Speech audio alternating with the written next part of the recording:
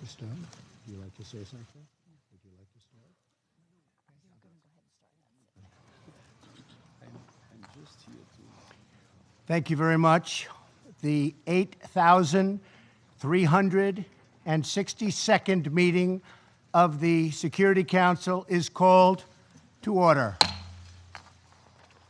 The agenda for this meeting is maintenance of international peace and security, non-proliferation of weapons of mass destruction. The agenda is hereby adopted. I am honored to be here today to chair this meeting of the United Nations Security Council. It is also my privilege to welcome the distinguished heads of state, heads of government, ministers, and other leaders and representatives here with us. Thank you.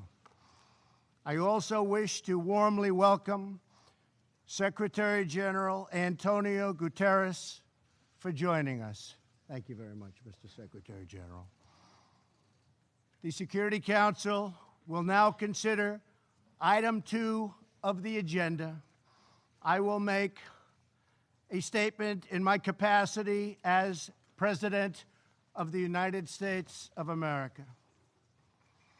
It is a great honor to be here today at this UN Security Council briefing to discuss a matter of urgent importance concerning and countering the proliferation of deadly chemical, biological, and nuclear weapons and the means to deliver them. The nations of the world have long recognized that certain weapons are so dangerous and can inflict so much suffering that all of us have a vital interest in preventing their further development, spread, and use. Since my inauguration, the United States has taken bold action to confront these sinister threats. Many of us are rightly focused on the dangers of nuclear weapons, but we must never forget the risk posed by biological and chemical weapons. The United States was one of the first nations to unilaterally renounce the use of biological weapons, and since World War I, we have led international efforts against the scourge of chemical warfare. Most recently in Syria, we have twice imposed severe consequences on the Assad regime for using chemical weapons against innocent civilians. I want to thank Prime Minister May and President Macron for their country's close partnership in those efforts last April.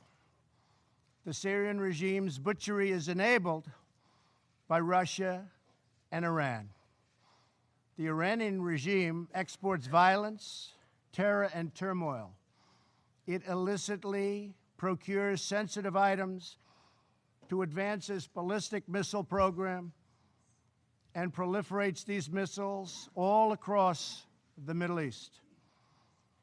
The regime is the world's leading sponsor of terror and fuels conflict across the region and far beyond. A regime with this track record must never be allowed to possess a nuclear weapon. For this reason, I announced earlier this year that the United States would withdraw from the Iran nuclear deal.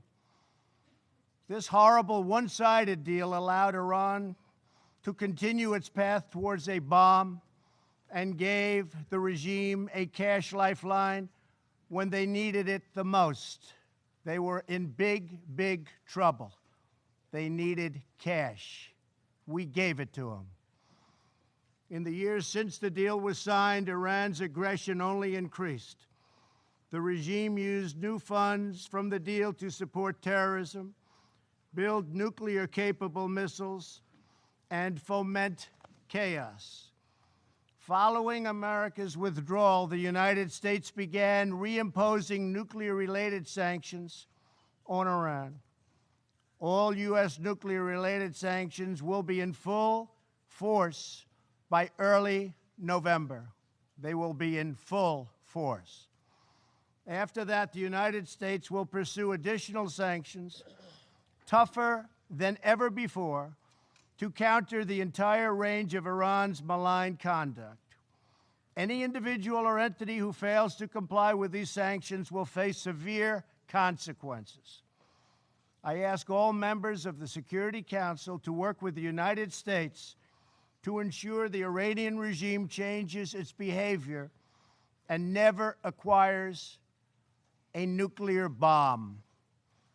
With all of this said, I want to thank Iran, Russia, and Syria for, at my very strong urging and request, substantially slowing down their attack on Idlib province and the 3 million people who live there in order to get 35,000 targeted terrorists. Get the terrorists, but I hope the restraint continues. The world is watching. Thank you also to Turkey for helping to negotiate restraint.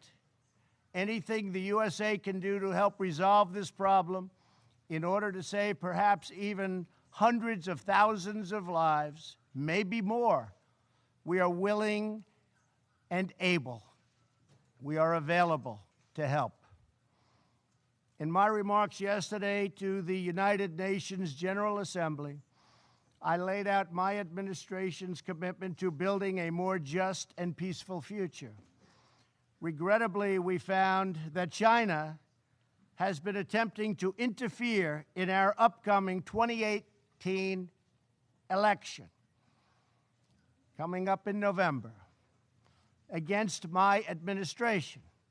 They do not want me or us to win because I am the first president ever to challenge China on trade.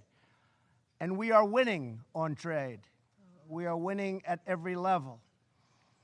We don't want them to meddle or interfere in our upcoming election.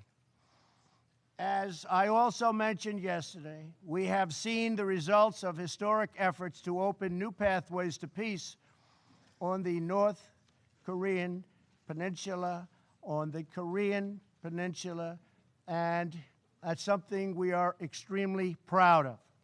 I am pleased to say that North Korea has not conducted a missile test since last November. It has not conducted a nuclear test since last September.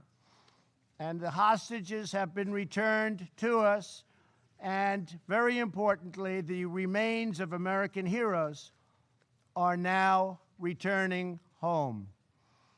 In June, I held a historic summit with Chairman Kim Jong-un in Singapore, where he reaffirmed his commitment to complete denuclearization. Last week, Chairman Kim reiterated that commitment to President Moon at their third summit and to me in a very strong letter form.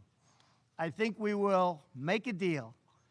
But unfortunately, to ensure this progress continues, we must enforce existing UN Security Council resolutions until denuclearization occurs. However, we have detected that some nations are already violating these UN sanctions. This includes illegal ship-to-ship transfers, which must end immediately. The safety of the Korean Peninsula, the region, and the world depends on full compliance with UN Security Council resolutions. Very, very important. But most importantly, I believe that Chairman Kim Jong-un, a man I have gotten to know and like, wants peace and prosperity for North Korea. Many things are happening behind the scenes, away from the media, which nobody knows. But they are happening nevertheless, and they are happening in a very positive way. So I think you will have some very good news coming from North Korea in the coming months and years. I also very much appreciate what President Moon of South Korea had to say about me last night in television interviews. Working with President Moon has been my great honor, and likewise working with President Xi of China and Prime Minister Abe of Japan has been a pleasure and an honor.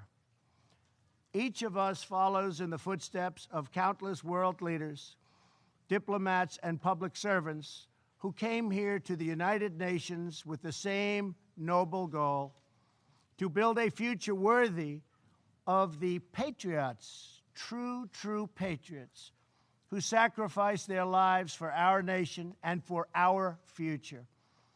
To be successful, we need a commitment of every nation represented in this chamber. Acting together, we can replace the horrors of war with the blessings of safety and the beautiful promise of peace. Thank you very much. I now resume my function as President of the Security Council and give the floor to the President of France.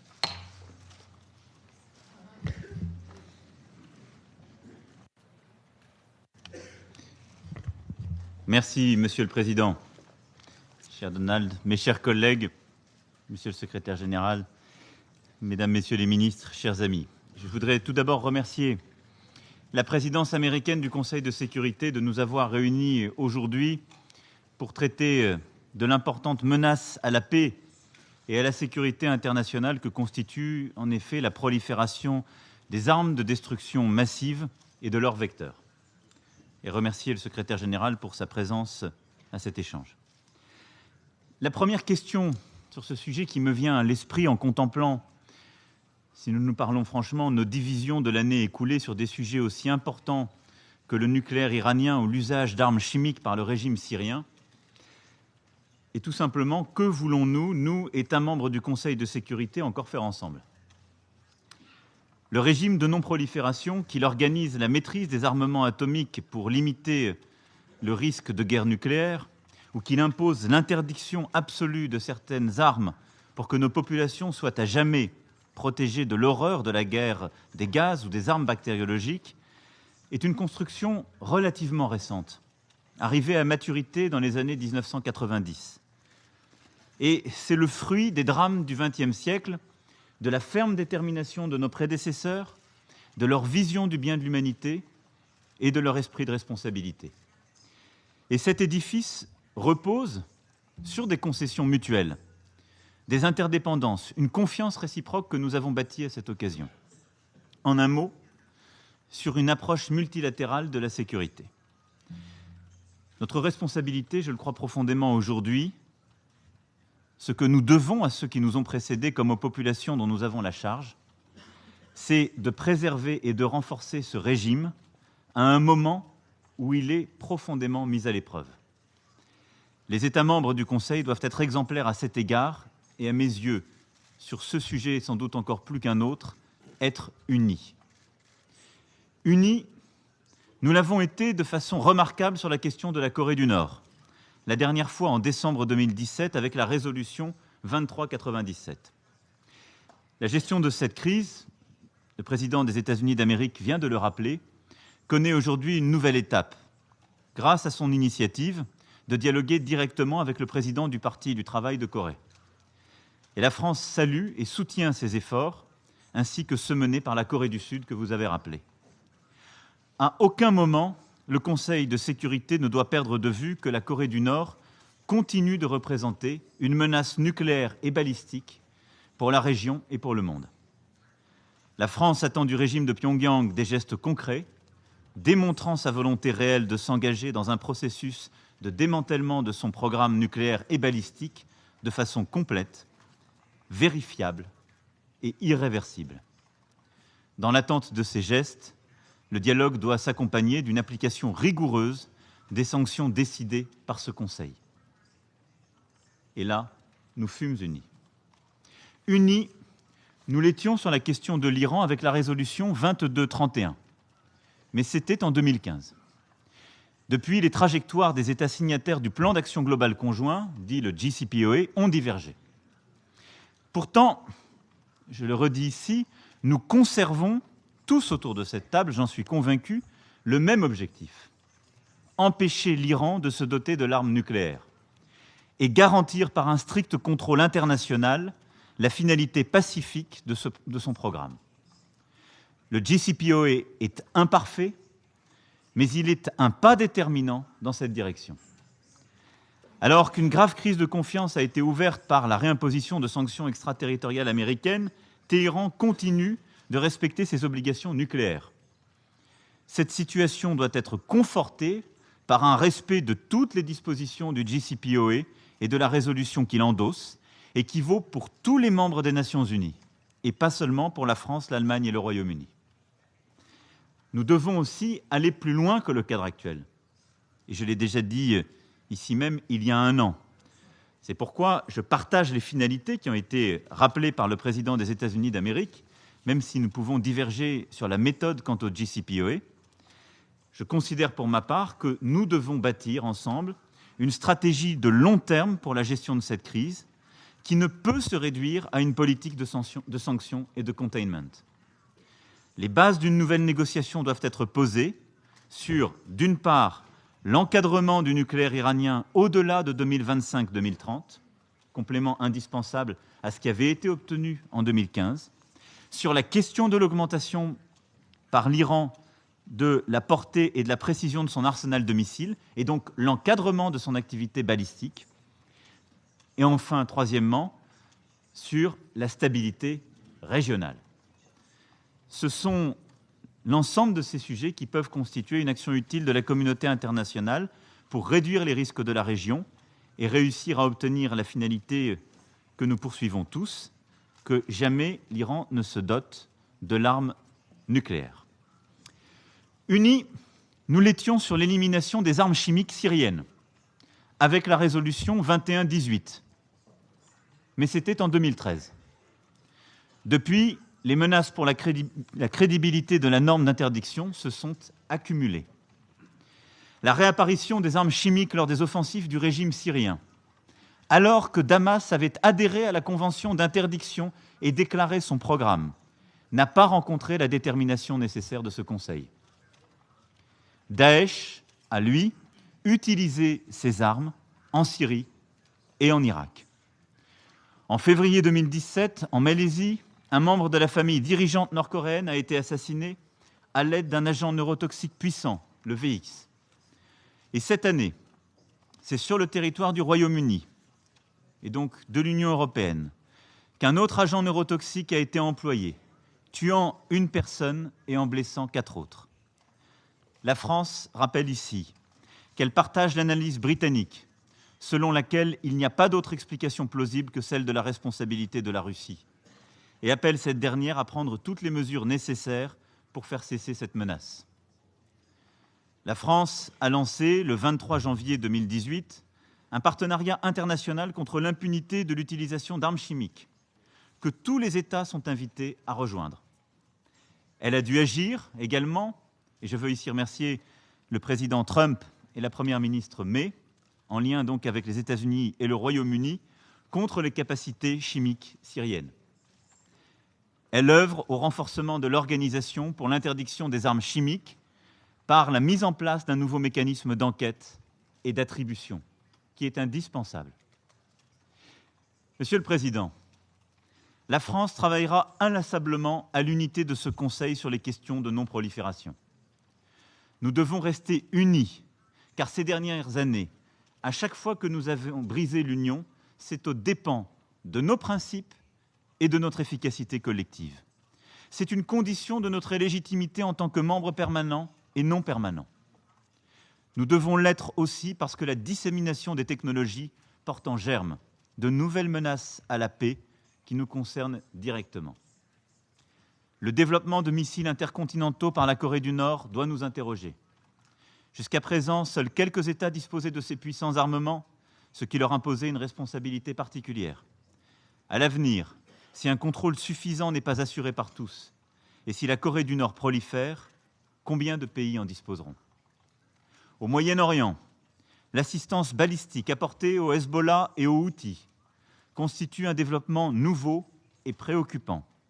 Elle doit cesser avant que ces entités ne déstabilisent plus gravement une région sous tension. La lutte contre Daesh a confirmé l'intérêt des groupes terroristes pour les armes de destruction massive. La menace d'un terrorisme nucléaire ou radiologique n'a pas disparu, en dépit du leadership dont ont fait preuve les États-Unis dans ce domaine avec les sommets sur la sécurité nucléaire. La France appelle à la poursuite de la coopération internationale, plus que jamais nécessaire. Monsieur le Président, la France continuera de respecter strictement ses engagements au titre du régime international de non-prolifération et à renforcer les différentes institutions qui en forment l'ossature. Elle continuera en particulier de soutenir les efforts des Nations Unies et de ses experts et portera les enjeux de la lutte contre la prolifération nucléaire, chimique, biologique et balistique lors de sa présidence du G7 en 2019. Mais j'en appelle pour cela à notre unité et notre esprit de responsabilité. Car ce régime de non-prolifération est la colonne vertébrale de notre système de sécurité collective. Nous l'avons bâti décennie après décennie. Il est encore jeune. Il requiert notre mobilisation, notre esprit de responsabilité et notre unité. Je vous remercie. I thank the President of France for his statement. Thank you very much. I now call on the President of Poland. Thank you. Thank you very much.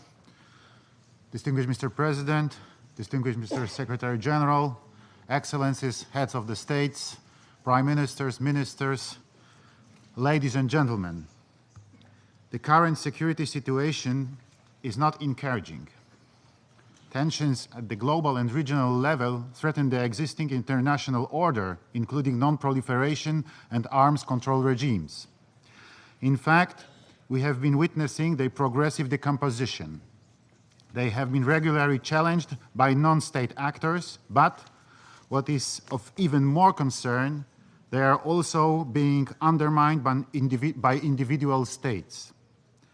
Before I address the problem of nuclear weapons, I first would like to draw your attention to another type of weapons of mass destruction that made their way back to the top of the global agenda.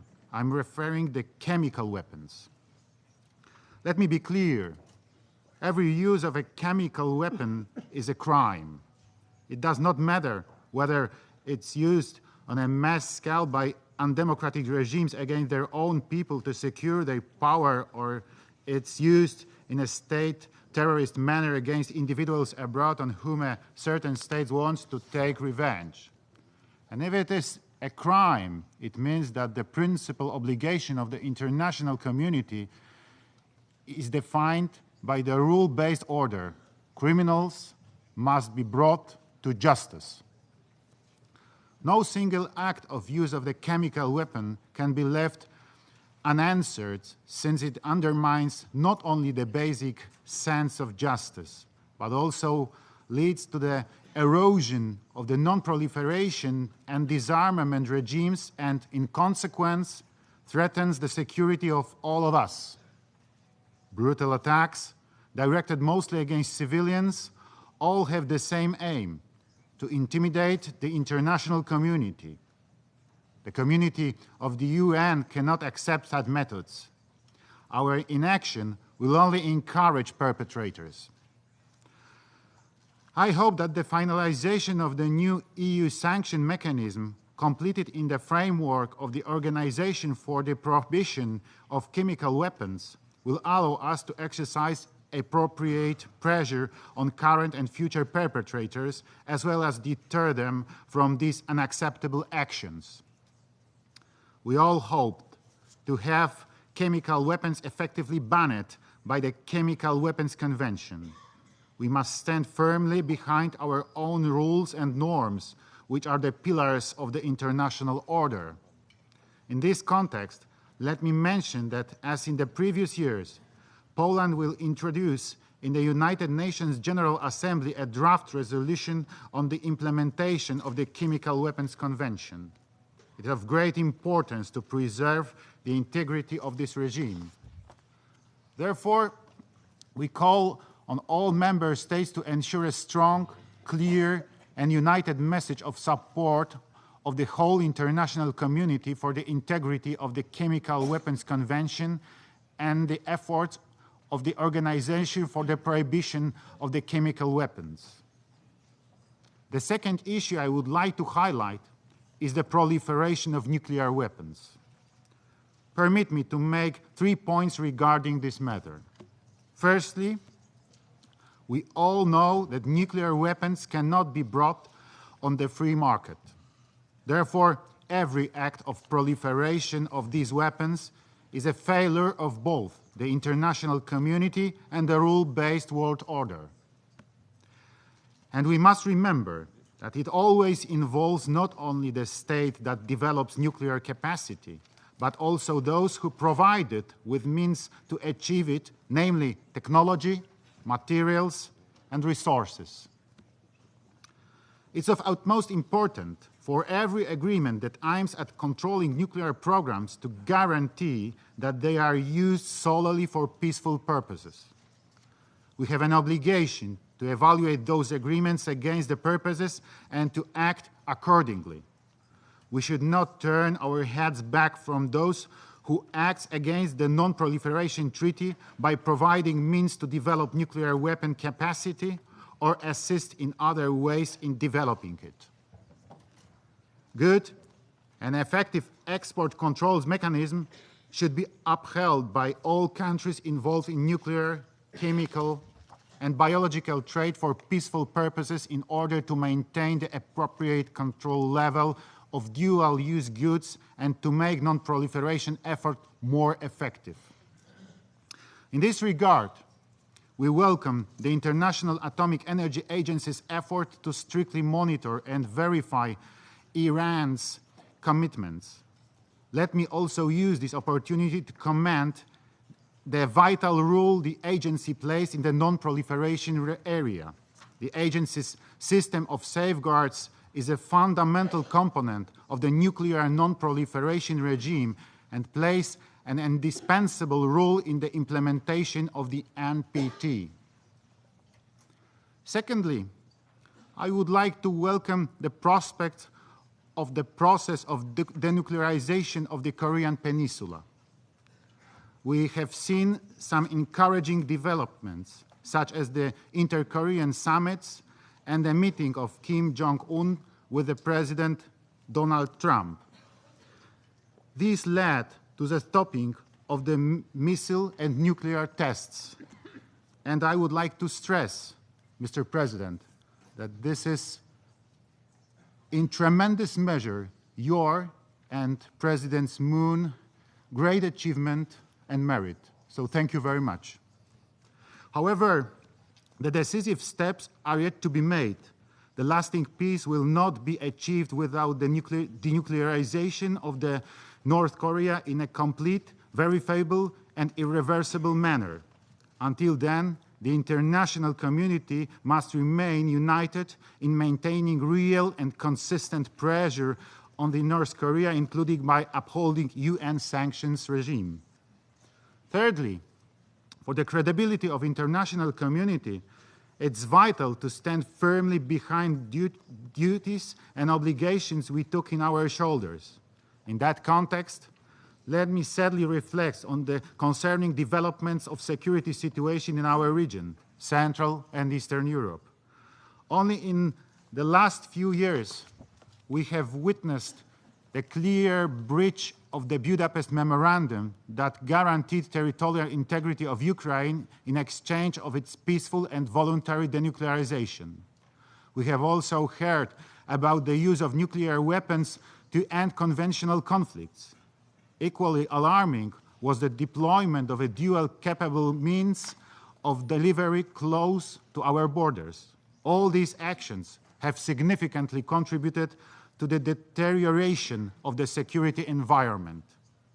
Ladies and gentlemen, what should be our response to the challenges I have just listed? First, the full and firm implementation of the well-established and widely recognized treaties and norms of the international law. Second, support and full confidence for the work of international mechanisms responsible for preventing of the use of weapons of mass destruction. Finally, proactive and constructive engagement in initiatives which aim at fighting with proliferation efforts and promoting transparency and verification. In 2018, my country assumed the chairmanship of the second preparatory committee for the 2020 review conference of the Treaty on the Non-Proliferation of Nuclear Weapons and chaired the Hague Code of Conduct against ballistic missile proliferation. Our efforts have been focused on strengthening these regimes, their universalization, securing the widespread and credible verification mechanism, implementation of good practices, as well as tightening the international cooperation. These actions constitute long-term objectives of the Polish security policy.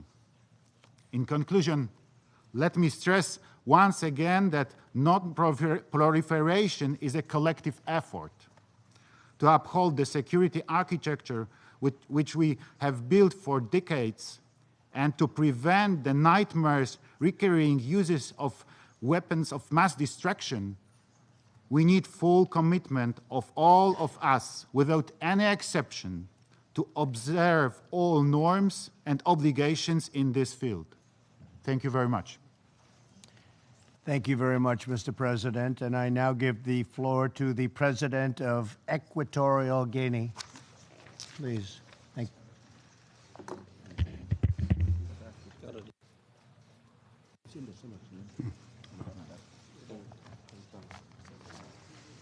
you.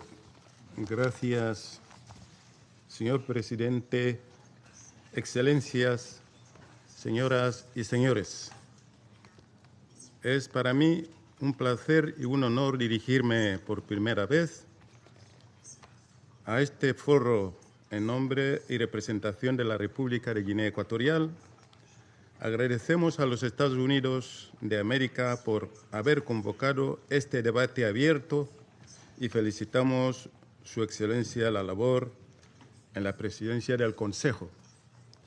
El desarme es uno de los objetivos más antiguos de las Naciones Unidas. Fue el tema de la primera resolución del Consejo de Seguridad el 25 de enero de 1946, en el que el Consejo de Seguridad aprobó la Resolución 1 del Consejo de Seguridad de las Naciones Unidas, amparada en el artículo 47 de la Carta de las Naciones Unidas.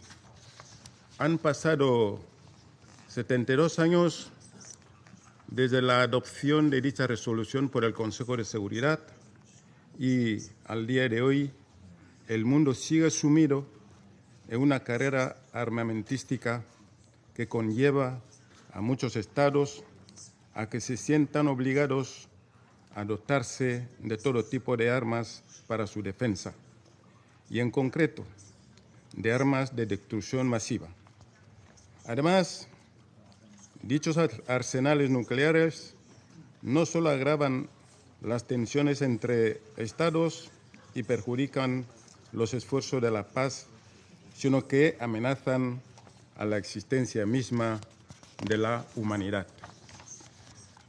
Nuestro país, la República de Guinea Ecuatorial, no posee ni tiene intención de poseer armas de destrucción masiva y ha adoptado medidas para garantizar la estricta implementación de los compromisos y obligaciones contraídos con la comunidad internacional en el ámbito de la no proliferación, adhiriéndose al Tratado de África para el establecimiento de una zona libre de armas nucleares.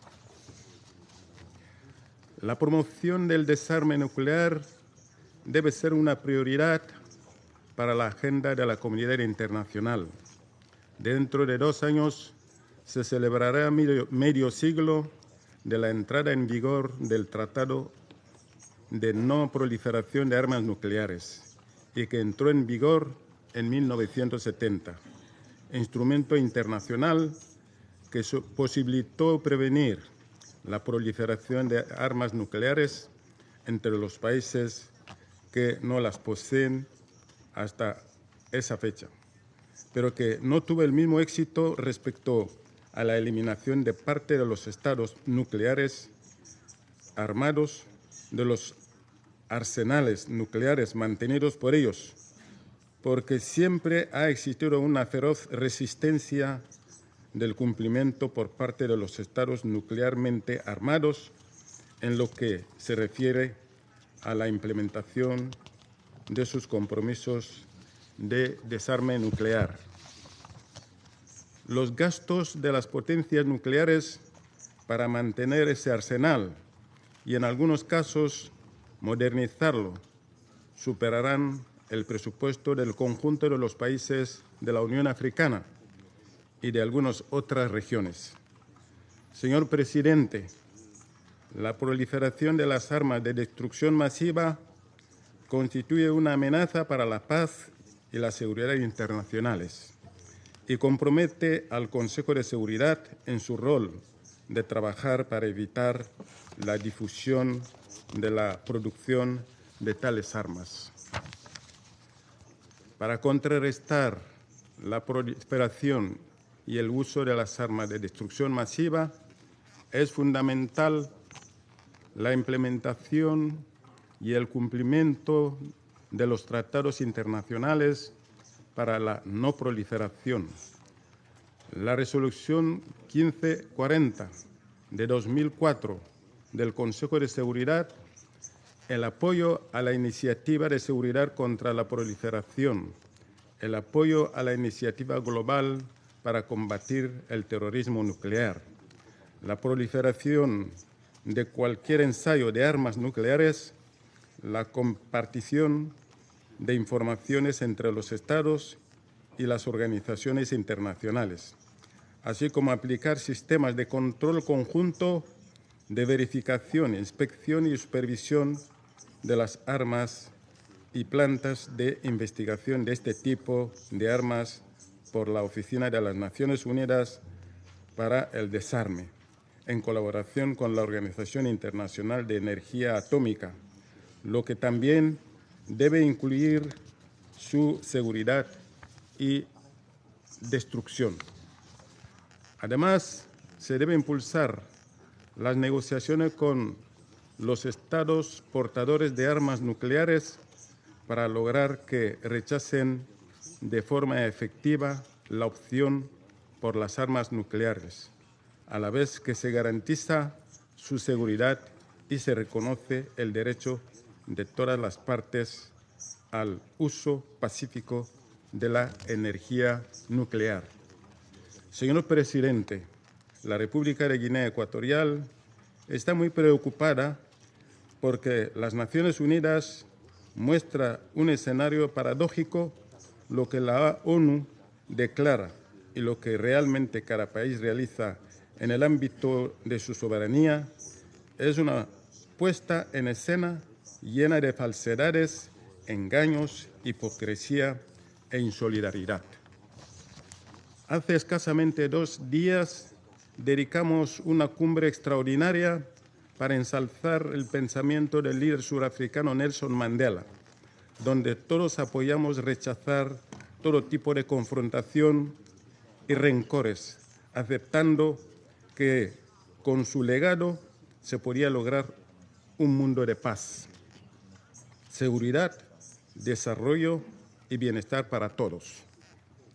Pero, sin embargo, parece que muchos estados optan por desarrollar una carrera armamentística que va en contra de los nobles ideales de la cumbre de Mandela, que todos aceptamos y aplaudimos. Las armas de destrucción masiva pueden prohibirse y hacer que su uso sea impensable. Basta la voluntad necesaria de todas las partes. La República de Guinea Ecuatorial manifiesta su firme apoyo a seguir trabajando en la negociación y adopción de instrumentos legales vinculantes que llevan el desarme nuclear de manera efectiva, irreversible y verificable, con miras a alcanzar el objetivo de la completa eliminación de todas las armas nucleares. La comunidad internacional de las naciones debe igualmente tener gran preocupación por las consecuencias humanitarias y los efectos globales de cualquier detonación nuclear, accidental o intencional, y debe cooperar a nivel de la seguridad internacional para evitar que agentes no estatales adquieran los medios de practicar el terrorismo nuclear. Señor presidente, la República de Guinea Ecuatorial apuesta por la utilización de la energía nuclear solo para fines pacíficos y bajo la supervisión del órgano nuclear. Concluyo mi intervención de Guinea Ecuatorial señalando que en nuestra región de África no existe ni se han utilizado jamás armas de destrucción masiva, lo que sí supone para nosotros las armas de destrucción masiva son el tráfico ilegal de las armas, el terrorismo y los conflictos que conoce nuestro continente. Es por ello que surge la necesidad de apoyar a la Unión Africana en su iniciativa y deseo de obtener la financiación para las misiones de paz lideradas por África, según qué casos. Apelo vivamente a los miembros de este Consejo de Seguridad para que dicho apoyo sea materializado, ya que al fin y al cabo contribuiría a la paz y seguridad internacionales, principalmente el objetivo de este Consejo de Seguridad de las Naciones Unidas. Muchas gracias, señor presidente. Thank you very much, Mr. President. I now give the floor to the President of Bolivia. Thank you. El presidente de Estados Unidos, al hermano Antonio Gutiérrez, secretario general de las Naciones Unidas, hermanos presidentes, hermanos y hermanos del Consejo de Seguridad. La presidencia del Consejo de Seguridad ha convocado a sus miembros a debatir acerca de la no proliferación de armas de destrucción masiva. Bolivia es parte de esa región declarada libre de armas nucleares desde hace más de medio siglo. Por ello, debo recordar el artículo número 1 del Tratado sobre Prohibición de Armas Nucleares. Cada Estado parte se compromete a nunca y bajo ninguna circunstancia desarrollar, ensayar, producir, fabricar y adquirir de cualquier otro modo, poseer o almacenar armas nucleares u otros dispositivos nucleares. Convoco a todos los estados alrededor de esta mesa a suscribir, ratificar y poner en efecto inmediato estas disposiciones. Esa es la mejor manera de evitar la catastrófica posibilidad del uso de este tipo de armas. Es un imperativo ético y una deuda con las futuras generaciones. Hermanas y hermanos del mundo, los Estados miembros del Sistema de Naciones Unidas estamos obligados a cumplir con los postulados esenciales de la Carta de 1945, sobre todo el de resolver las controversias internacionales mediante el uso de mecanismos de solución pacífica. En ninguno de estos cabe el uso de armas de ningún tipo. Al contrario, es la negociación, la diplomacia, el diálogo y el arreglo judicial los que deben orientar la actuación de los países. Bolivia está convencido de que solamente a través de estos medios, lograremos sociedades más justas y con responsabilidades compartidas. Tenemos que ser capaces y dejar en el pasado el primitivo uso de las armas entre los pueblos. Debo destacar como ejemplo la contribución de la Corte Internacional de Justicia, principal órgano jurisdiccional del sistema de Naciones Unidas, en la efectiva resolución de disputas entre estados en diversas latitudes y por diferentes situaciones. Hermanas y hermanos, estamos convencidos de que es imprescindible debatir no solo sobre los efectos, sino sobre todo acerca de las causas estructurales de los conflictos bélicos, sobre las verdaderas motivaciones de los quebrantamientos de la paz, la seguridad y la justicia internacionales. Tomemos como ejemplo Irán, país al que se ha hecho referencia en la mañana de hoy.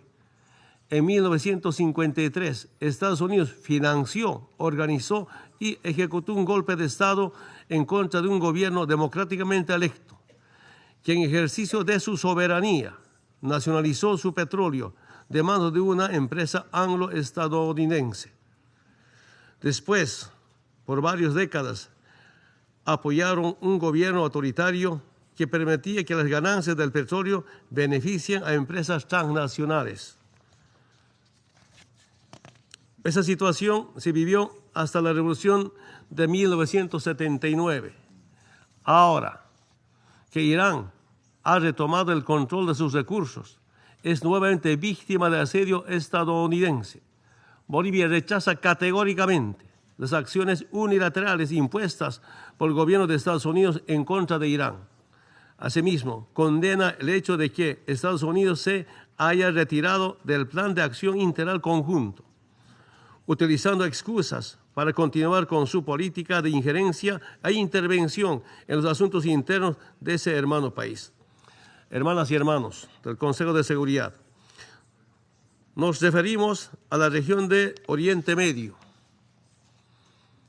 rica en recursos naturales, pero proporcionalmente afectada por invasiones, guerras y situaciones de agresión injustificada que siguen produciendo dolor y luto en sus pueblos. Esa región del mundo ha sido escenario de los 3 más grandes agresiones cometidas durante el siglo XXI. La primera agresión es la ilegal invasión a Irak, basada en una mentira de que ese país poseía armas de destrucción masiva. Esa invasión produjo más de 1 millón de muertos. La segunda agresión es el derrocamiento del gobierno de Libia, con decenas de miles de muertos, con la excusa de razones humanitarias. Como consecuencia, subsiste una grave inestabilidad política y una crisis humanitaria en el norte de África. La tercera agresión es la guerra civil en Siria, que en los últimos 8 años ha provocado más de medio millón de muertos. Esa guerra es producto directo de la injerencia y el financiamiento de grupos armados y organizaciones terroristas enfrentados al gobierno sirio. Hermanas y hermanos, en los últimos meses, Estados Unidos ha demostrado nuevamente su desprecio al derecho internacional, el multilateralismo y los principios propósitos de la Carta de las Naciones Unidas. Cada vez que Estados Unidos invade países, lanza misiles o financia cambios de régimen. Lo hace acompañado de una campaña de propaganda que reitera que es a nombre de la justicia, la libertad, la democracia, los derechos humanos o por razones humanitarias. Quiero decirles, a Estados Unidos no le interesa la democracia. Si así fuera, no habrían financiado golpes de Estado y apoyado a dictadores. No amenazaría con intervenciones militares a gobiernos democráticamente electos, como lo hace contra Venezuela. No le interesan los derechos humanos ni la justicia. Si así fuera, firmarían los convenios internacionales de protección de los derechos humanos o las amenazas a los mecanismos de investigación de la Corte Penal Internacional. No promovería el uso de la tortura no abandonarían el Consejo de Derechos Humanos y no separarían a niños migrantes de sus familias ni los pondrían en jaulas. A Estados Unidos no le interesa el multilateralismo. Si así fuera, no se habrían alejado del Acuerdo de París o del Pacto Global de Migraciones. No lanzarían ataques unilaterales ni decisiones como declarar ilegalmente a Jerusalén como capital de Israel. Ese desprecio al multilateralismo está motivado por su afán, por el control geopolítico y la apropiación de los recursos naturales.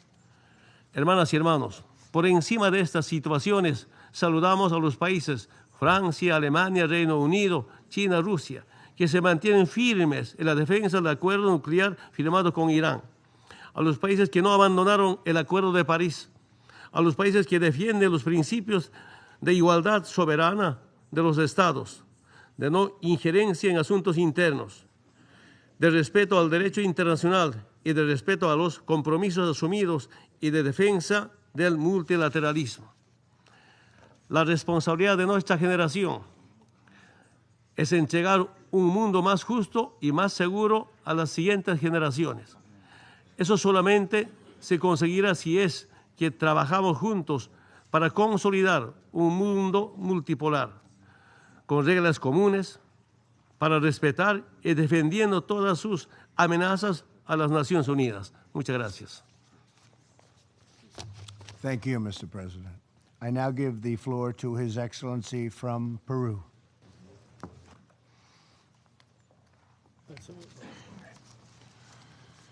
Buenos días. Saludo al presidente Donald Trump, asimismo a los dignatarios y altas autoridades presentes.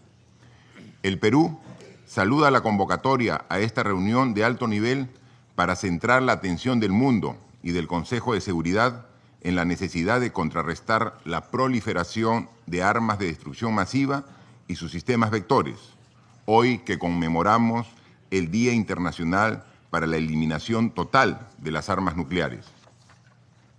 A lo largo de su historia, este Consejo se ha mantenido unido en la lucha contra la proliferación de armas nucleares, químicas y biológicas, así como en sus sistemas de vectores, en cumplimiento de la responsabilidad primordial de mantener la paz y la seguridad internacionales que le confiere la Carta de las Naciones Unidas. La acción de este Consejo se sustenta en el progresivo desarrollo de regímenes internacionales, basados a su vez en una serie de instrumentos vinculantes adoptados por esta organización y sus Estados miembros. El último de dichos instrumentos es la Convención sobre la Prohibición de Armas Nucleares del año 2017, a la que aspiramos puedan un día adherir todos los países y en especial aquellos que cuentan con arsenales nucleares. Ello no es ninguna utopía. Gracias al Tratado de Tlatelolco, América Latina y el Caribe constituyen una región libre de armas nucleares, lo que a su vez le ha permitido avanzar hacia su consolidación como una región de paz. El Perú, en tanto país comprometido con los regímenes de no proliferación, cumple a cabalidad con las obligaciones establecidas por los respectivos instrumentos, así como con lo dispuesto por este Consejo en sus resoluciones relevantes. Y en tanto miembros de este órgano principal, promovemos decididamente su estricta observancia. Consideramos que garantizar la paz y la seguridad internacionales implica eliminar el riesgo que las armas de destrucción masiva representan y que para ello no hay mejor remedio que su no existencia. En tal sentido, destacamos que la no proliferación debe ir de la mano con el desarme y un estricto control de los armamentos convencionales. Desde nuestra perspectiva, ello implica, en primer lugar, atender el desafío planteado por los programas nuclear y balístico de la República Popular Democrática de Corea. En atención a ello, queremos saludar una vez más la diplomacia de alto nivel que su administración y usted personalmente viene desplegando con miras a lograr una desnuclearización completa, verificable e irreversible en la península coreana. Consideramos que la vigencia del régimen de no proliferación nuclear debe observarse también a través del cumplimiento del Plan de Acción Integral Conjunto sobre el programa nuclear iraní, endosado por este Consejo mediante su resolución 2231. De otro lado, debemos lamentar y condenar el empleo de armas químicas en el conflicto sirio, así como en la ciudad británica de Salisbury. En este complejo contexto, y para concluir, señor presidente, queremos destacar la importancia de la diplomacia, el multilateralismo, el derecho internacional, las medidas de fomento de la confianza y la universalidad para fortalecer los regímenes de no proliferación y desarme. Notamos que, en muchos casos, son las percepciones de inseguridad las que derivan en un creciente armamentismo e incluso en el desarrollo de nuevos medios de guerra. Estimamos necesario trabajar en esas percepciones para contrarrestar la proliferación y el desarme, invirtiendo en la cooperación, el desarrollo internacional, porque la tecnología debe estar al servicio de la paz y el progreso, y no de la deshumanización y destrucción. Muchas gracias. Very much. Appreciate it. I'd like to now give the floor to the Vice President of Cote d'Ivoire. Merci, Monsieur le Président. Monsieur le Président, Excellences, Mesdames, Messieurs les présidents chefs de délégation, je tiens d'abord à remercier la présidence américaine d'avoir organisé ce débat de haut niveau sur la question de la non-prolifération des armes de destruction massive. Et je voudrais également saluer la présence de votre Excellence, de celle donc des chefs d'État et de gouvernement, ainsi que d'éminentes personnalités qui rehaussent l'éclat de cette séance dont le thème est d'une grande importance pour notre planète. Monsieur le Président, le développement rapide des programmes nucléaires et balistiques a entraîné une prolifération d'armes de destruction massive. Ces armes alimentent la violence et les conflits, menacent la stabilité de régions tout entières et font ainsi de la question de la non-prolifération un objectif de survie pour l'humanité. En effet, malgré tous les efforts déployés par la communauté internationale pour réaliser un monde exempt d'armes nucléaires, notre univers reste malheureusement encore sous leur menace permanente, ainsi que celle des armes biologiques et chimiques. Il est dénombré à ce jour plus de 14 500 armes nucléaires dans le monde. Ces armes qui font courir le risque d'un conflit nucléaire aux conséquences humanitaires et environnementales irréversibles constituent un défi réel pour notre organisation commune. Il est également à déplorer la propension des États à investir davantage dans la modernisation de leurs arsenaux nucléaires, mais très peu dans la l'élimination de ces armes et de leurs vecteurs. Le traité de non-prolifération nucléaire, considéré comme la pierre angulaire du régime de non-prolifération, est à ce jour mis à rude épreuve et fait l'objet de divergences profondes lors de la conférence d'examen tous les 5 ans.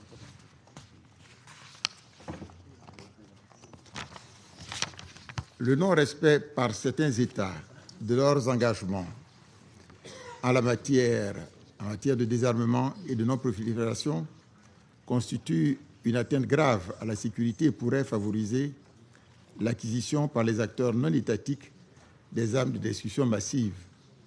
Le problème nucléaire iranien, la situation au Moyen-Orient, notamment en Syrie, avec les allégations d'utilisation d'armes chimiques, l'usage de missiles balistiques au Yémen, ainsi que la question de la dénucléarisation dans la péninsule coréenne, constituent de vrais nœuds gordiens et de réelles sources de préoccupation pour la communauté internationale. Ces situations nous interpellent sur la nécessité de mettre la lutte contre la prolifération des armes de destruction massive au cœur de nos priorités. Face à ces situations, le Conseil de sécurité, garant du maintien de la paix et de la sécurité internationale, se doit de continuer à assumer ses responsabilités en matière de non-prolifération. Dans ce contexte, la Côte d'Ivoire appelle à la mise en œuvre de résolutions pertinentes du Conseil de sécurité ainsi qu'à l'application des différents instruments juridiques internationaux en matière de désarmement et de non-prolifération. À cet effet, elle invite les États membres à s'acquitter avec l'appui de l'Organisation pour l'interdiction des armes chimiques de leurs obligations internationales découlant de la Convention sur l'interdiction de la mise en œuvre, la fabrication, du stockage et l'emploi des armes chimiques et de leur destruction. Dans ce contexte, la Côte d'Ivoire, qui est partie à tous les traités et conventions importantes dans les domaines de la non-prolifération, a intégré dans ses lois nationales toutes les obligations découlant de ces instruments juridiques internationaux. Dans le domaine du désarmement, l'approche étape par étape n'ayant pas produit les effets escomptés, la délégation ivoirienne appelle les États dotés de l'arme nucléaire à envisager une nouvelle approche plus efficace. Monsieur le Président, la Côte d'Ivoire se félicite de l'adoption le 7 juillet 2017 du traité interdisant les armes nucléaires et souligne l'importance de sa mise en œuvre rapide. L'espace extra-atmosphérique, considéré à juste titre comme un bien commun pour l'humanité, mérite notre attention soutenue et requiert l'adoption urgente d'un instrument internationalement et juridiquement contraignant pour le préserver de toute course aux armements et éviter ainsi sa militarisation. Par ailleurs, la Côte d'Ivoire souligne la nécessité pour la communauté internationale de se doter d'un instrument plus contraignant dans le domaine des armes biologiques ou à toxines. Elle souhaite de même l'adoption d'un instrument universel non discriminatoire afin de donner un gage de sécurité aux États non dotés de l'arme nucléaire. S'agissant des armes chimiques, la Côte d'Ivoire appelle à l'universalisation de la Convention sur l'interdiction des armes chimiques ainsi qu'à l'application des résolutions 1540 de 2004 et 2325 de 2016. À cet égard, le mandat confié à l'OIAC lors de la réunion spéciale les 25 et 27 juillet 2018 à La Haye d'identifier et de traduire en justice les auteurs d'attaques aux armes chimiques pourrait grandement contribuer à régler la question se rapportant aux allégations d'utilisation d'armes chimiques. La Côte d'Ivoire appelle le Conseil de sécurité à l'unité sur cette importante question. Monsieur le Président, concernant le nucléaire iranien, la délégation ivoirienne appuie la mise en œuvre du plan global commun JCPOA, jugé dans l'ensemble satisfaisant. Dans cette perspective, la Côte d'Ivoire voudrait inviter les parties prenantes à planir leurs divergences sur cet accord, fruit d'un compromis international inédit et qui demeure à ce jour une garantie certaine pour l'application du traité de non-prolifération nucléaire et un gage de paix et de stabilité régionale. Monsieur le Président, s'agissant de la situation dans la péninsule coréenne, la Côte d'Ivoire salue les évolutions positives observées ces derniers temps. La rencontre historique du 12 juin 2018 à Singapour entre Votre Excellence et le dirigeant nord-coréen Kim Jong-un demeure un des jalons majeurs de cette nouvelle dynamique régionale. La Côte d'Ivoire réitère à ce sujet son attachement au principe de règlement pacifique des différends à travers le dialogue et la concertation. Il exhorte tous les parties prenantes à écarter définitivement toute option militaire qui ne pourrait qu'occasionner des conséquences dommageables et irréversibles pour l'ensemble de la planète. Pour terminer, la Côte d'Ivoire réaffirme son attachement au multilatéralisme, au droit international et souligne la nécessité d'accorder une haute priorité à la préservation du régime de non-prolifération des armes chimiques, y compris leurs vecteurs, ainsi qu'à la promotion du désarmement et à la maîtrise des armements. Je vous remercie de votre aimable attention. Thank you very much. I now give the floor to the Prime Minister of the United Kingdom. Thank you, Mr. President, and thank you for convening this important debate. There is no greater threat to international peace and security than the proliferation of weapons of mass destruction. These issues matter to every man, woman and child around the globe. And the United Kingdom, like the other permanent members of this Council, has a special responsibility to protect the significant gains we have made in the last 70 years. because the international community has invested huge energy into containing the horrific forces that emerged in the 20th century. The multilateral framework of treaties countering the proliferation of weapons of mass destruction is one of the greatest achievements of the international community, demonstrating the value of global cooperation. It has improved all of our security. It has brought a measure of predictability and stability, and it has paved the way to arms control agreements and disarmament. When many of us around this table were born, it was feared dozens of nuclear weapons states might emerge. Instead, the Treaty on the Non-Proliferation of Nuclear Weapons has seen a remarkable near 30 states abandon their pursuit of nuclear weapons. Global stockpiles have been reduced by close to 80% since their Cold War peak. That is true success on a truly global scale. Similar, if not greater success, has been achieved on chemical and biological weapons. Over 96% of declared stockpiles of chemical weapons have now been destroyed under international verification, and no country professes publicly to possess biological weapons. But the last 18 months have seen these hard-won gains challenged. We have seen chemical weapons used in Syria, Malaysia, and the UK. The conventions governing our nuclear compact are being picked at. Predictability and stability are declining. If we do not increase our collective efforts to preserve and build on what we have, there is a very real risk these gains will subside or fall away. The 1970 Non-Proliferation Treaty is rightly perceived as the flagship of the international community's determination against nuclear proliferation. Supporting it requires leadership. Leadership of the short your administration and you personally, Mr. President, are demonstrating on DPRK, the world's most pressing nuclear threat. In meeting Kim Jong-un, you have created an historic opportunity for complete, verifiable, and irreversible denuclearization. Consensus from this Council to impose sanctions on DPRK has played no small part, but we will not continue meaningful progress towards peace on the Korean Peninsula without sustained pressure. Sanctions must be strictly enforced by all, including the DPRK's neighbours. We must stay vigilant. Ensuring non-proliferation also requires collective leadership, of the type that led to the agreement in 2015 of the Joint Comprehensive Plan of Action, the Iran nuclear deal. For many years, the scale and nature of Iran's nuclear program raised serious international concerns. The JCPOA was an important step forward in addressing these. It remains the best means of preventing Iran developing a nuclear weapon, and we are committed to preserving the JCPOA as long as Iran continues to abide by its obligations in full.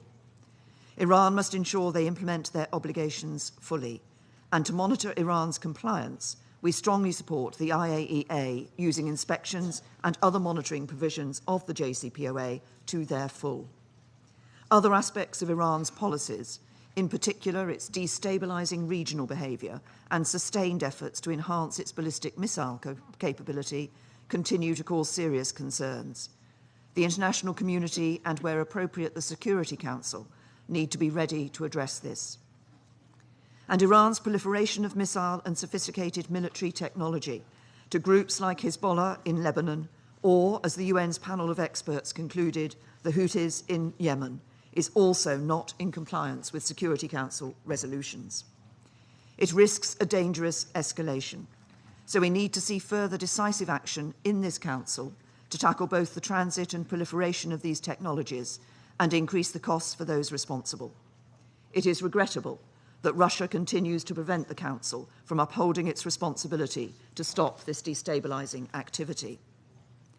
Mr. President, nowhere are the grim consequences of the erosion of global norms on weapons of mass destruction more apparent than in Syria, where the UN has concluded that Assad's regime has repeatedly used chemical weapons, a direct assault on a near-century-old ban vital to our collective peace and security. Yet Russia has repeatedly wielded its veto to prevent the Security Council from holding the Assad regime to account, even shutting down the international body established to investigate chemical weapons use in Syria. So I welcome the decision of 150 countries in June, the largest gathering in its history, to empower the OPCW to attribute responsibility for chemical weapons attacks in Syria and to put in place arrangements for attribution for any country which requests it. And I would like to thank President Trump and President Macron for their shared determination with the UK to deter the use of chemical weapons in Syria through US, UK and French joint military action in April. These actions sent a clear message to the Assad regime. Perpetrators of chemical weapons use cannot escape identification or act with impunity. The regime's backers must use their influence to ensure chemical weapons are not used again. For there must be no doubt we will respond swiftly and appropriately if they are. The UK saw the consequences of these norms being eroded in Salisbury this year, when Russia recklessly deployed a nerve agent on our streets. The United Kingdom has presented detailed evidence, clearly laid out in charges of attempted murder and the use and possession of a chemical weapon against 2 agents of the Russian state. We have taken appropriate action with our allies, and we will continue to take the necessary steps to ensure our collective security. Russia has only sought to obfuscate through desperate fabrication. Permanent members of the UN Security Council must not attack and undermine the international non-proliferation regimes and the institutions that underpin them. All members of the Council must fulfil their responsibilities to safeguard them in support of international peace and security. It is my sincere hope that Russia will rejoin the international consensus against the use of chemical weapons and the collective effort to uphold it. If so, this Council will again be able to work together to rid the world of chemical weapons.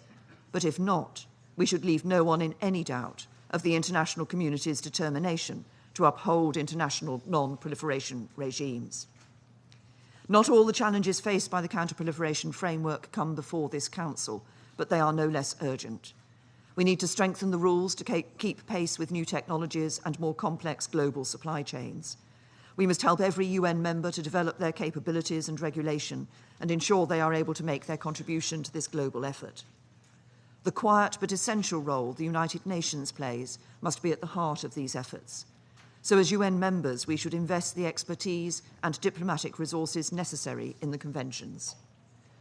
Mr. President, it was collective engagement by states across the globe that produced the counter-proliferation framework. Even the most powerful recognise that investing in collective rules-based restraint was the only effective way of addressing national security interests and avoiding unilateral recourse to force. We cannot let the framework be undermined today by those who reject the values and disregard the rules that have kept us safe. It will take collective engagement to reinforce it in the face of today's challenges. And in this, as has always been the case, the UK will play a leading role. Thank you. Thank you very much, Prime Minister. I now give the floor to the Prime Minister of the Netherlands. Mr. President, Your Excellencies, ladies and gentlemen, this year there have been several occasions when weapons of mass destruction have endangered our security, undermined international stability, and caused terrible suffering. So 2018 has made the importance of non-proliferation abundantly clear. I agree with you, Mr. President, that as politicians we are first and foremost responsible to keep our own citizens safe. And I believe that multilateral institutions play a major role where this issue is concerned. As I will say in my address to the General Assembly later today, the Kingdom of the Netherlands has always championed and will continue to champion the rules-based international order and multilateral cooperation, especially on security matters and other issues of shared concern. The multilateral cooperation requires active support from all of us, including and even especially on the issue of weapons of mass destruction. We should acknowledge the significant achievements that have been made in controlling these weapons. For 50 years now, the Non-Proliferation Treaty has kept the number of nuclear weapon possessors under 10. We can only imagine how much conflict, instability, and violence this has prevented. So I'm encouraged that the US, Russian, and British foreign ministers have underlined their continuing support for and commitment to the NPT on the occasion of its 50th anniversary. We have seen some positive steps on non-proliferation this year in relation to North Korea. The ultimate goal of our joint efforts is to ensure that North Korea abandons its nuclear ballistic missile capabilities and its programs on weapons of mass destruction. It should do this in comprehensive, verifiable and irreversible manner. We welcome the efforts you, Mr. President, are personally making to achieve a nuclear weapon-free Korean peninsula. For we know that this problem can only be resolved peacefully. As chair of the Sanctions Committee, the Netherlands is doing everything it can to ensure that all nations fully implemented sanctions, so as to keep up the pressure on North Korea to comply with its international obligations. The Kingdom of the Netherlands believes that the Joint Comprehensive Plan of Action, endorsed by the Security Council Resolution 2231, remains a good example of how this Council and the international community can work hand in hand for non-proliferation. The International Atomic Energy Agency has concluded in 12 consecutive reports that Iran is abiding by its commitments under the deal. As long as this continues, we will also uphold our commitment to the deal. At the same time, we are concerned about Iran's role in the region, its ballistic missile program, and its human rights record. In particular, Iran's support for Hezbollah and the role Iran plays in Syria and Iraq and in the development of missiles by the Houthis in Yemen remain serious concerns for the Netherlands. They need to be addressed. Mr. President, the repeated use of chemical weapons is deeply alarming. It causes terrible human suffering and erodes the established international norm. There should be no impunity for any use of chemical weapons, not for the large-scale attacks in Syria, nor for the individual attacks in Malaysia and the United Kingdom. The same goes for the possible use of chemical weapons by the Syrian regime in Italy. All of us, both within and outside this Council, bear a responsibility. Because of the stalemate in this body, we have tasked the Organization for the Prohibition of Chemical Weapons to investigate and identify those responsible for the use of these weapons. We cannot sit back. We have to speak up, take action and firmly support the OPCW so that the perpetrators can be brought to justice. And we need to do this together. Indecisiveness by countries that claim to support the principles of disarmament and non-proliferation could ultimately have disastrous consequences. And with regard to this, the Salisbury attack, we reaffirm our confidence in the UK investigations. We welcome its bringing criminal charges as an important step towards justice. This bolsters our earlier conclusion that it is essential to hold those responsible to account. Mr. President, to conclude, the devastating consequences of the use of weapons of mass destruction underline the urgent need to take action. The use of these weapons must never become the new normal.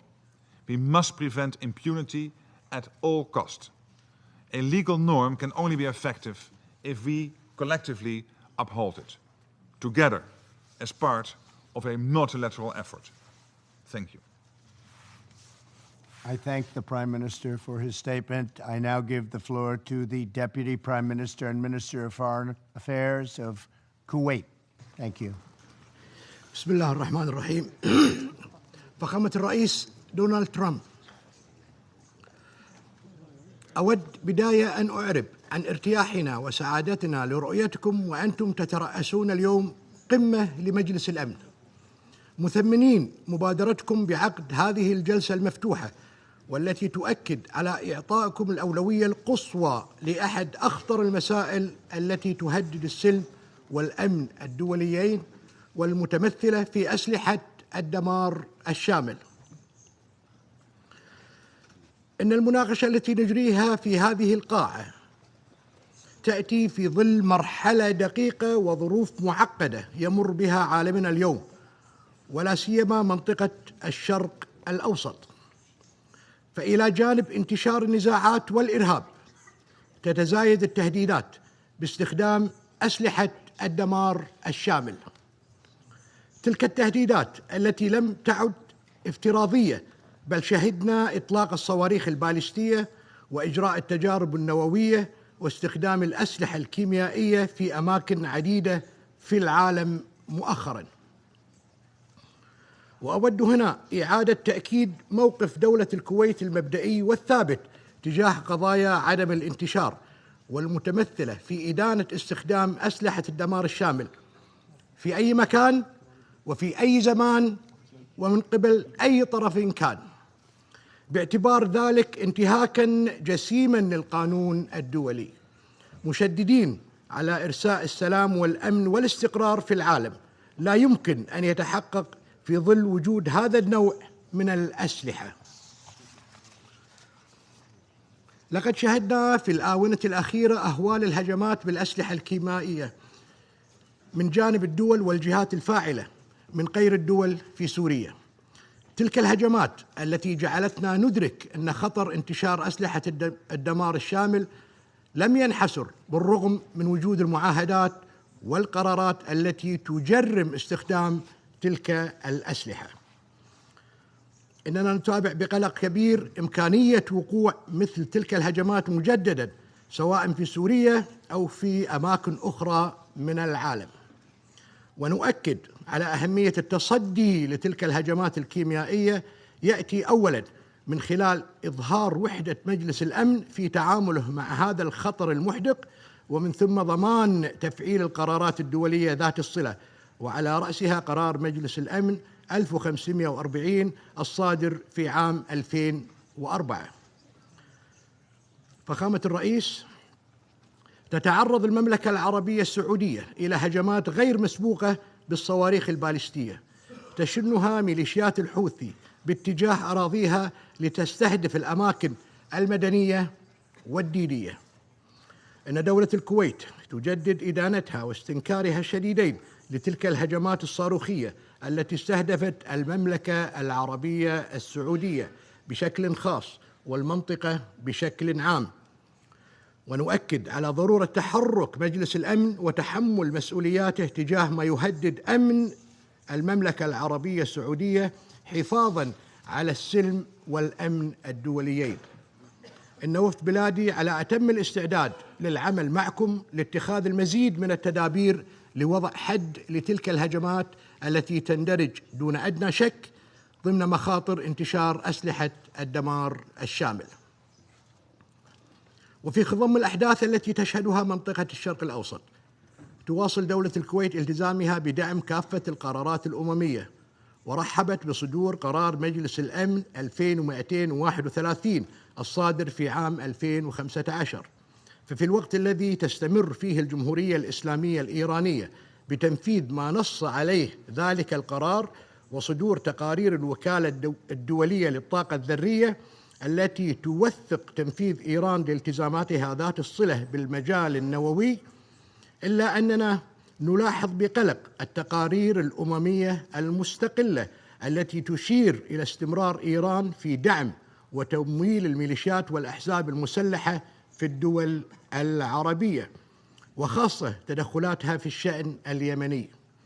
كما أكد قرار جامعة الدول العربية الصادر بتاريخ 11/9/2018 على أن الأراضي اليمنية باتت منصة لإطلاق الصواريخ البالستية الإيرانية الصنع على جيرانها، وتهديداً للملاحة البحرية في مضيق باب المندب والبحر الأحمر، وهو ما ينعكس سلباً على أمن واستقرار اليمن والمنطقة، معتبرين ذلك خرقاً لقرار مجلس الأمن 2216 الصادر في عام 2015.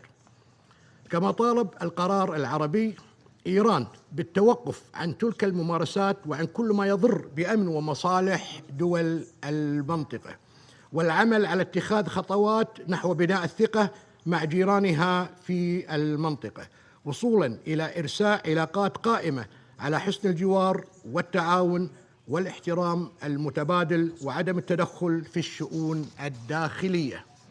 فخامة الرئيس، أصحاب الفخامة والمعالي، عندما أتحدث من هذا المحفل فإنه من دواعي الفخر والاعتزاز أن أتحدث كممثل عن الدول العربية في مجلس الأمن، حاملاً معي هموم ومشاغل شعوب محبة للسلام وتواقة للأمان وللاستقرار. ومن هذا المنطلق تؤكد دولة الكويت وكافة الدول العربية على إيمانها المطلق بالعمل متعدد الأطراف تحت مظلة الأمم المتحدة والأهداف والمبادئ والالتزامات المتفق عليها وفقا للميثاق، وتشدد على الموقف العربي تجاه أهمية تحقيق عالمية معاهدة عدم الانتشار، تلك المعاهدة التي تم الاتفاق على التمديد اللانهائي لها بعد اعتماد مؤتمر المراجعة في عام 1995 قرار إنشاء منطقة خالية من الأسلحة النووية وغيرها من أسلحة الدمار الشامل في الشرق الأوسط. ونجدد هنا الموقف العربي الداعي للدول الراعية الثلاث لقرار الشرق الأوسط الصادر في عام 1995 والذي يمثل جزءاً لا يتجزأ من صفقة التمديد اللانهائي للمعاهدة إلى تحمل مسؤولياتها في تنفيذ ذلك القرار. كما نؤكد على ضرورة انضمام إسرائيل إلى معاهدة عدم الانتشار وإخضاع جميع منشآتها النووية لرقابة وإشراف الوكالة الدولية للطاقة الذرية، لا سيما وإنها الدولة الوحيدة في الشرق الأوسط التي لم تنضم حتى الآن إلى معاهدة عدم الانتشار. وختاما فخامة الرئيس، إن الالتزام الذي أبديتموه في مواجهة التحديات التي تشكلها أسلحة الدمار الشامل لا يقتصر على انعقاد جلستنا اليوم، بل يأتي أيضا من خلال المساعي الدبلوماسية الحثيثة لتخفيف حدة التوتر ونزع السلاح النووي من شبه الجزيرة الكورية.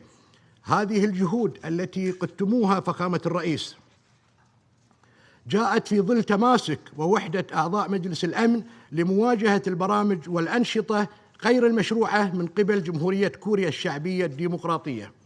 إننا نعلم أن الطريق لا يزال طويلا وشاقا للوصول إلى الهدف المنشود في إخلاء شبه الجزيرة الكورية من السلاح النووي، إلا أننا نعتقد أن الالتزام المطلق والصادق من قبل كافة الأطراف المعنية وكذلك التنفيذ الكامل لكافة قرارات مجلس الأمن ذات الصلة سيؤدي إلى اتفاق سلام دائم وشامل في شبه جزيرة كوريا خالية من الأسلحة النووية. وشكرا لكم فخامة الرئيس.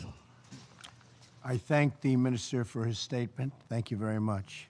I now give the floor to the Minister for Foreign Affairs of China.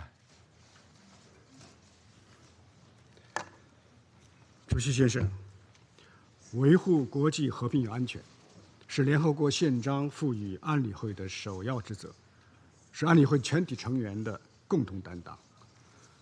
面对国际和平与安全面临的复杂挑战，安理会如何履行职责、发挥作用，值得我们认真思考。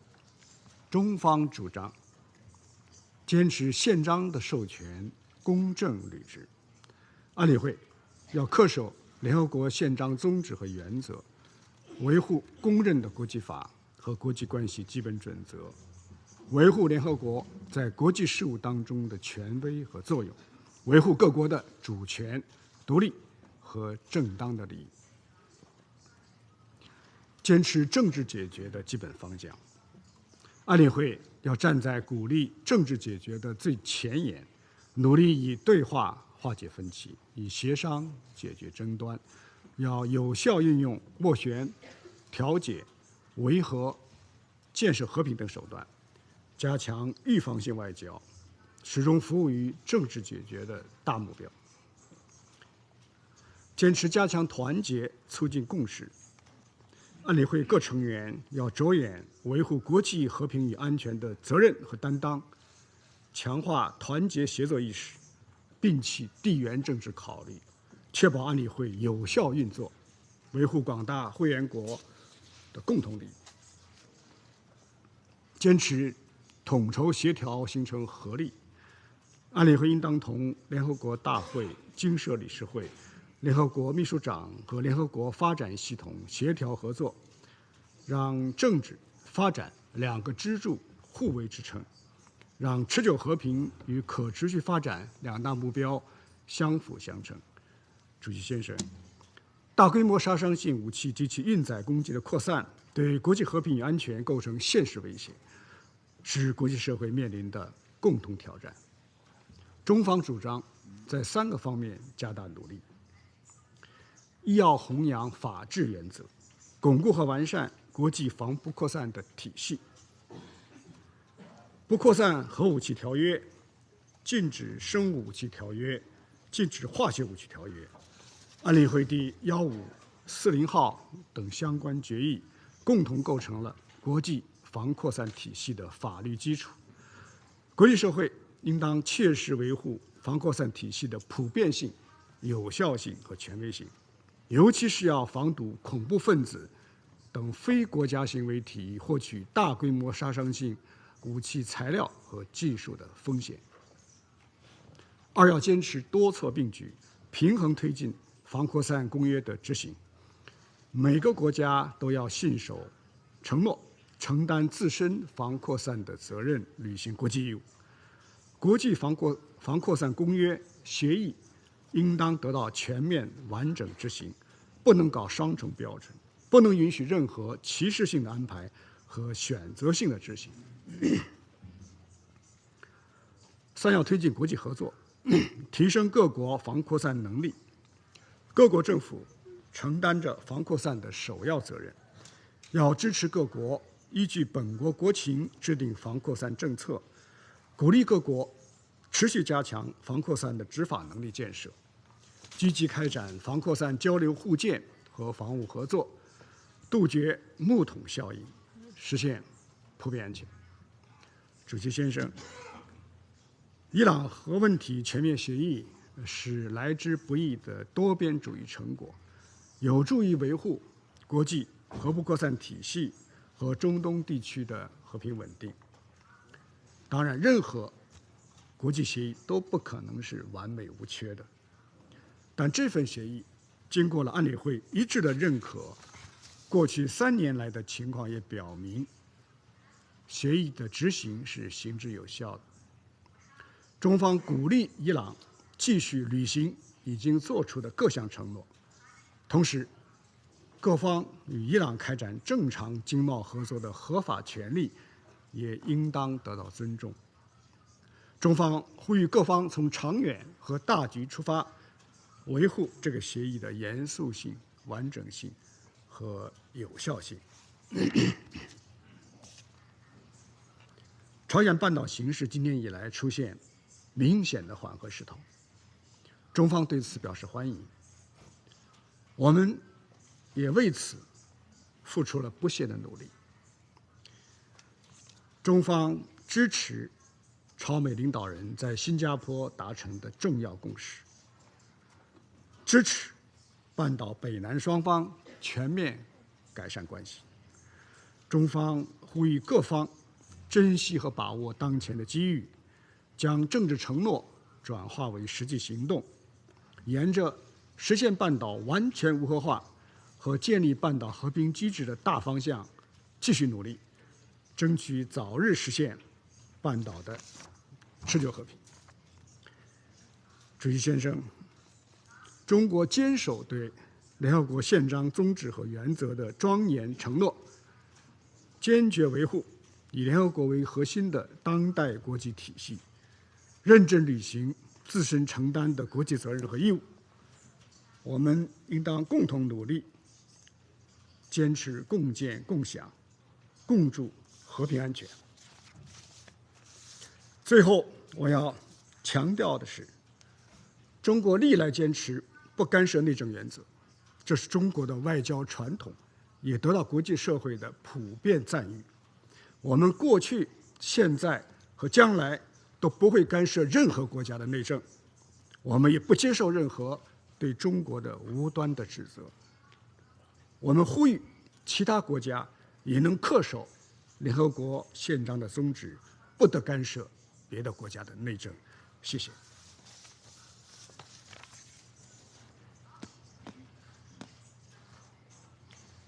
I thank the Minister for his statement. Thank you.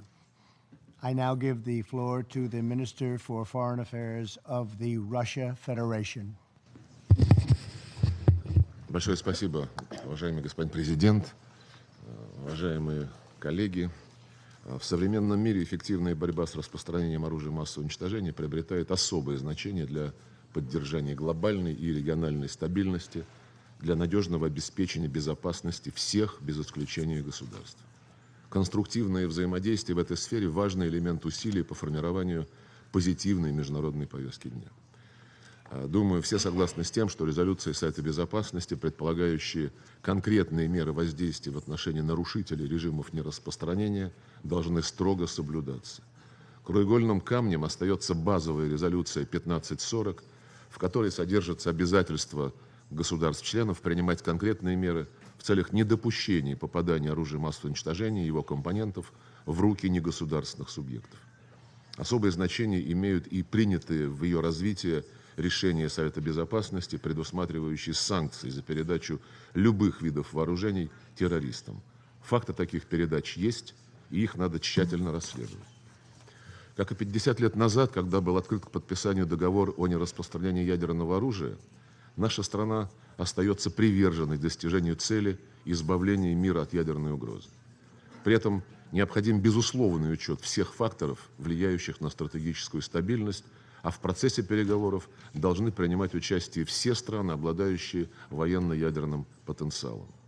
Устремление ряда стран к запрещению ядерного оружия в отрыве от основополагающих принципов ДНЯО не смогут увенчаться успехом, а лишь создают двусмысленность в дальнейших подходах к нераспространению оружия массового уничтожения. Говоря о ДНЯО, не могу не упомянуть резолюцию 2231, которой Совет Безопасности одобрил совместный всеобъемлющий план действий по урегулированию ситуации вокруг иранской ядерной программы. Односторонний выход Соединенных Штатов из этого документа создает серьезную угрозу для режима нераспространения, тем более, что, как многие уже до меня здесь подчеркивали, Тегеран четко следует взятым на себя в рамках СВПД обязательствам, и это регулярно подтверждается МАГАТЭ. Россия убеждена в необходимости сохранить СВПД, над чем мы сейчас активно работаем вместе с Ираном, Китаем и Евросоюзом. В противном случае мы можем столкнуться с ростом напряженности на всем Ближнем Востоке, чреватым рисками для региональной стабильности и режима нераспространения. Развал СВПД был бы весьма контрпродуктивен и для предпринимаемых сейчас усилий по денуклеаризации Корейского полуострова, которые мы приветствуем и активно поддерживаем. На пути ядерного нераспространения остаются и другие серьезные препятствия. Имею в виду, по сути дела, решение Соединенных Штатов отложить на неопределенный срок, а может быть и навсегда, ратификацию договора о всеобъемлющем запрещении ядерных испытаний, отсутствие прогресса в выполнении решений государств-участников ДНЯО о создании на Ближнем Востоке зоны, свободной от оружия массового уничтожения.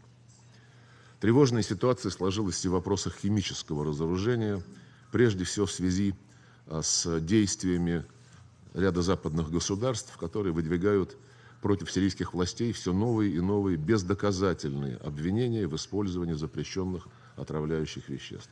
Мы предостерегаем от новых ударов по территории Сирийской Арабской Республики под очередным инсценированным предлогом. Это стало бы грубым нарушением Устава ООН, подорвало бы усилия по продвижению политического регулирования в этой многострадальной стране. Правительство Сирии уничтожило весь свой арсенал химического оружия в соответствии с российско-американской договоренностью 2013 года, договоренностью, которая была закреплена в резолюциях Совета Безопасности ООН и в решениях Организации по запрещению химического оружия. А вот у террористических группировок боевые отравляющие вещества есть. Террористы научились их синтезировать, создают для этого лаборатории.